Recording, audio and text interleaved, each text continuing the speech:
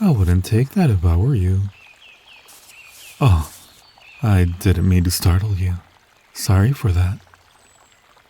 We do look pretty different, don't we? Even though we share some other similarities. But yes, you guessed right. I am no human. Yes, I am one. But I take it you're not a very big fan of elves.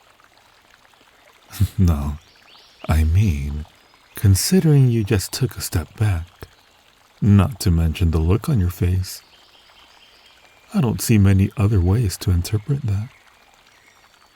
Well, in any case, the plant you're holding in your hand is water hemlock.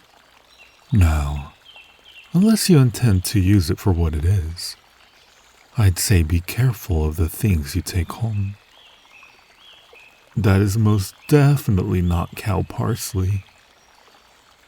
Oh, on that note, I'll be on my way now. My name? I suppose there's no harm in telling you. I am Emeth. Care to give me your name? That is such a human name. I am only joking. I think you have a beautiful name. No, you're not trespassing on elven territory. Don't you worry about that. Is this your first time wandering around this place? I see. Well, I only showed myself because the plant you were picking is quite literally deadly. I just wanted to make sure you knew what you were doing. No worries. Right. Am I allowed to leave now? Or do you have other questions for me? Wow. I see sarcasm is not your forte.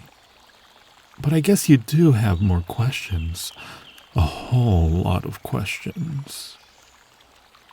It really doesn't bother me. Not as much as it surprises me, at the very least. Well, only 2 minutes ago, I thought I would for sure have to wait for the planets to align in order for me to hear your voice, but now there's no stopping you. It does make sense.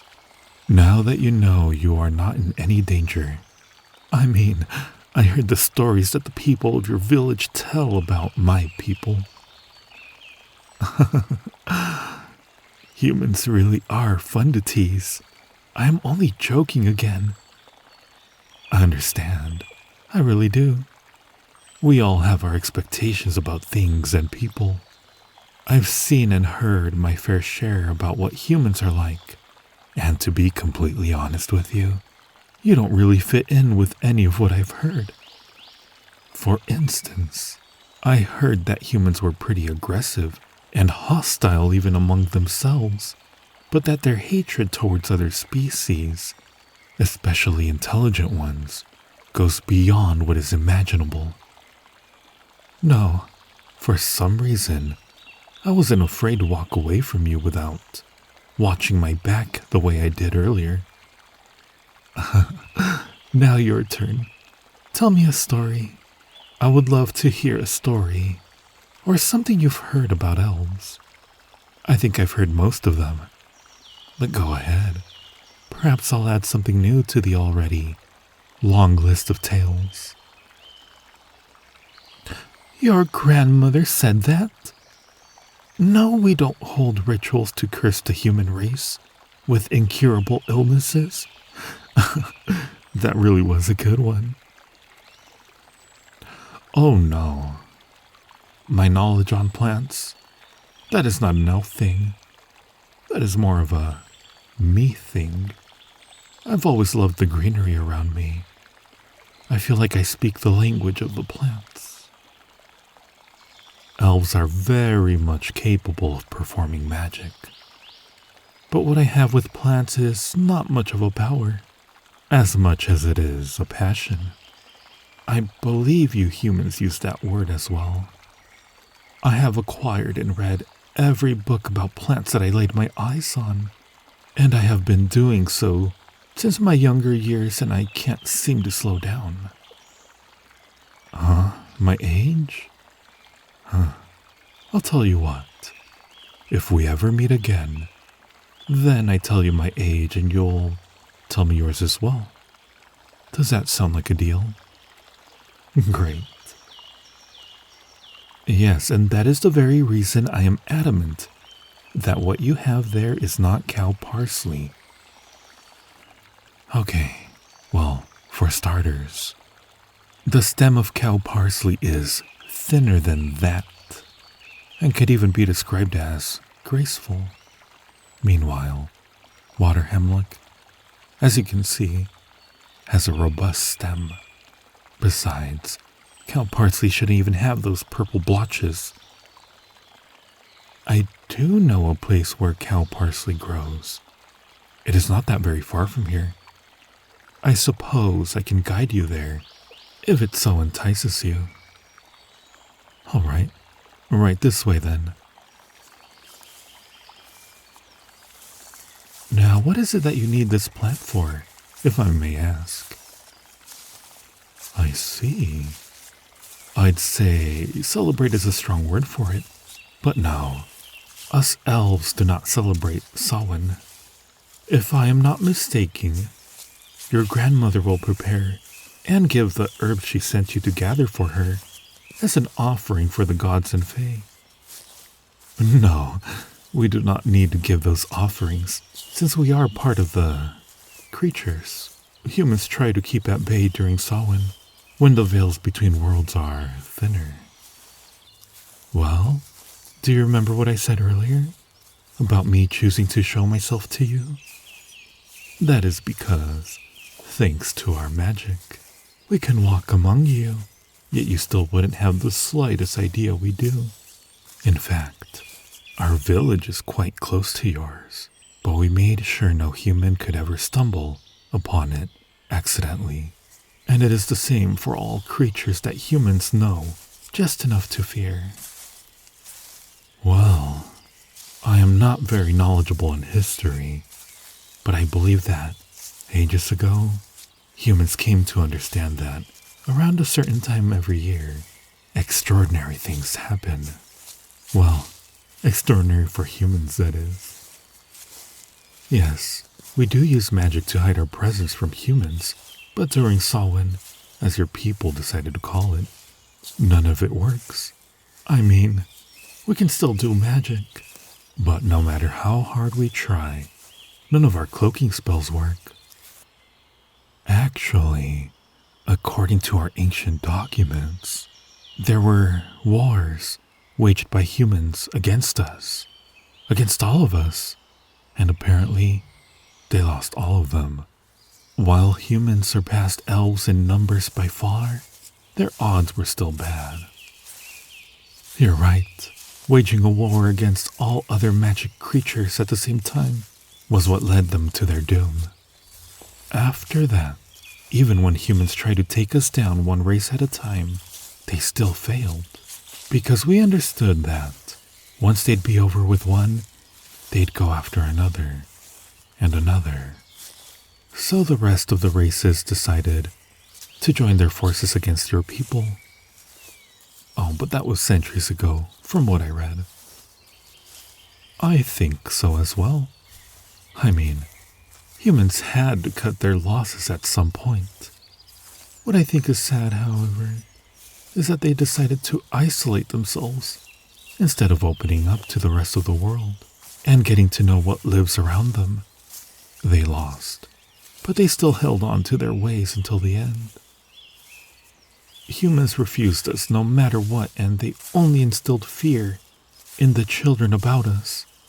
In the end, my ancestors, as well as other races, decided to just simply avoid conflict altogether by staying hidden and stopping all attempts at communication. Ever since then, humans give all sorts of offerings and remain locked in their homes during Samhain.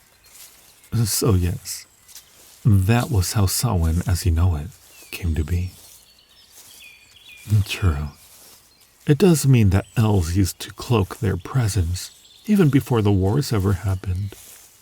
Looking at it from that angle, makes me empathize with humans back then. It certainly must have not been easy, walking out one night to find that an entire village has appeared out of nowhere at your doorstep. Still, a lot of lives were lost, and I think there were other ways to deal with the situation, other than waging wars like they did. Here we are. Now this is cow parsley. Yes, and you can see that this one has a darker shade of green, while the other had a paler one. Now I am ever so curious about you. Would you tell me, what is it that you're passionate about? You know what I am passionate about.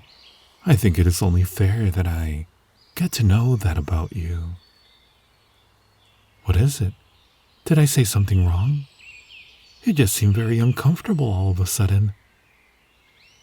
Is that so? Wow. I am shocked. No, I guess I didn't really expect that. Magic is a part of my everyday life, but for a human? Magic is uncharted territory, as far as I know. Your kind has been very hush-hush about this topic. Almost like speaking the word magic would curse them. I never thought I'd live long enough to hear a human admit that they not only study and look for, but try to practice magic as well. But now that I think about it, even though you did look scared when you realized what I was, had another human walked in your shoes, they probably would have run for the hills instead of staying the way you did. So it is true then. Practicing magic for humans is prohibited and punishable by death. I was wondering how you didn't jump on the opportunity to ask more questions about magic when I said that I could use it, but now I understand your apprehension. Well, I did spend our entire walk rambling along about how your people feared and fought everything that was foreign to them. But honestly, deep down, I am kind of glad it gave you the courage to speak your mind out loud. I must say that you taught me something new about humans too. Well, I guess I learned that humans possess individuality as well. You don't all share the same traits, which makes sense, considering you war among yourselves and all.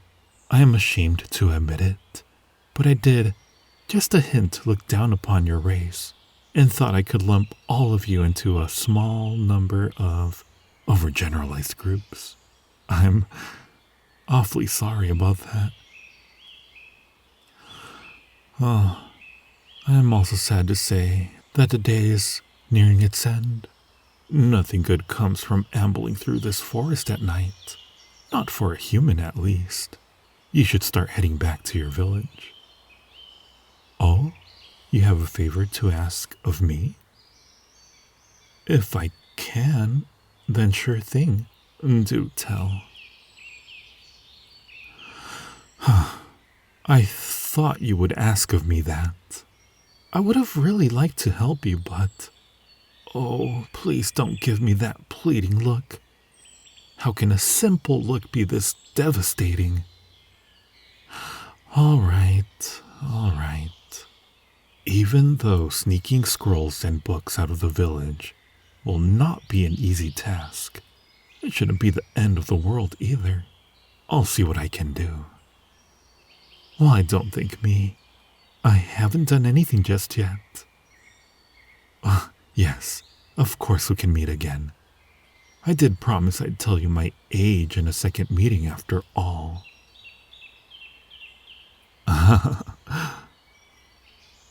No, not tomorrow. I can't bring you what you asked of me tomorrow.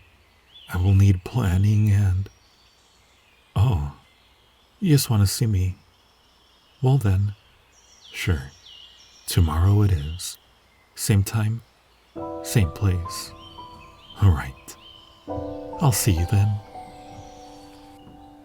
Hey, the magician here. I hope you enjoyed that audio. If you enjoyed it, please make sure to hit that subscribe button, followed by the like button. Let me know in the comments down below what you think about this audio. And as always, I hope this audio made your day just a little bit more magical.